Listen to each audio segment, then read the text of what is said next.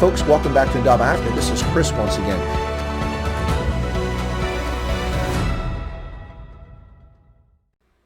Hey folks, welcome back to Nkandla Africa. This is Chris. Well, guess who rocked up in Nkandla? No, it's not Julius Malema. No, not even Tony Nkandla. None other than Police Minister Bheki Cele.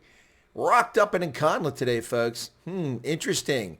Wow. And notice what happens here as he attempts to enter the ill-gotten palatial mansion built by Jacob Zuma using public funds illicitly when he was president of South Africa, making himself a lovely retirement home. The 78-year-old now resides there with his own private little army of Nkandla Military Veterans Association guards who will protect him at all costs.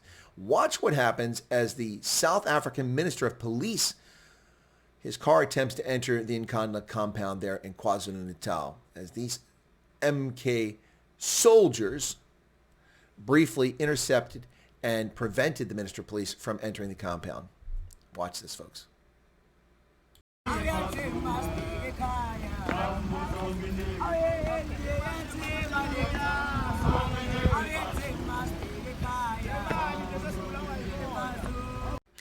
Now, details of the meeting between Bheki Cele and former President Jacob Zuma are undisclosed at this hour, leading many people to speculate what's going on.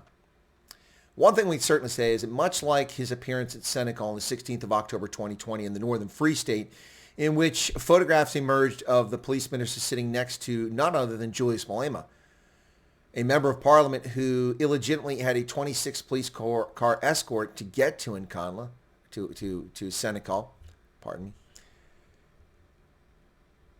He sat in the courtroom next to Julius Malema on the 16th of October of 2020. And now we find him in Nkandla. Now, unlike Malema and Nkandla last week, they didn't have tea apparently. But one thing's clear about Bheki Cele. He seems quite comfortable in the company of people who are implicated in dodgy dealings. Let's just say that about it. Now, what I find interesting is that while the South African government officials keep rocking up in Nkandla, the irony of Zuma not appearing before the Zondo Commission, where he's required to appear, seems to be lost on the media. Media reporting this visit of Cele to Nkandla, but no one's pointing out that, hey, Julius Malema, Tony Nkandla, other members at EFF, the mayor of Ekurhuleni shows up there, and now the Minister of Police all go as if they're paying homage or fealty to the former President Jacob Zuma, whose supporters in the ANC number at least half of those who could unseat Cyril Ramaphosa in a vote of no confidence.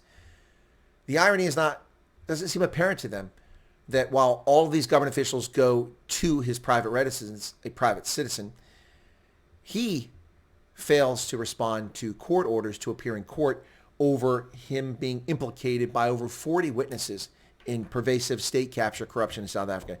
The other irony here, too, is that Zuma refuses to appear before a commission that he himself started to uncover corruption. Wow. Now, what are we talking about here? On the 15th of February 2021, Deputy Chief Justice Raymond Zondo went to the Constitutional Court to seek a contempt of court charge and get a warrant for the arrest of Jacob Zuma for his failure to appear in court for a second time in 2021. This after he showed up in November of 2020 before the commission and then simply walked out. So third time is to strike Jacob Zuma. So Deputy Chief Justice Zondo has sought a court order for his arrest for contempt of court and recommended incarceration for former president. Wow. Yet the media doesn't seem to be at all bothered by the irony that Jacob Zuma, the former president, someone responsible for upholding the Constitution, has sitting government officials, members of parliament and cabinet members, trekking out to visit him at his residence. If I were Cyril Ramaphosa, I'd be getting very uncomfortable in my seat as president of South Africa. It takes very little for the Zuma faction to link up with the economic freedom fighters and a few small parties to have a vote of no confidence, and Cyril Ramaphosa will be history. Doesn't take much. Now, Zuma gave an excuse for not going to the Zondo Commission this time. He just kind of run the clock out. He argued that Justice Zondo has a conflict of interest because he had a child with the sister of one of Zuma's wives about a decade before their marriage. You see, I heard it from a friend who heard it from a friend who heard it from another. You've been messing around. This one time at band camp, Jacob Zuma and I, seriously? That's your excuse for failing to comply with a court order? Defying law and order? Pfft. Cloud cuckoo land indeed.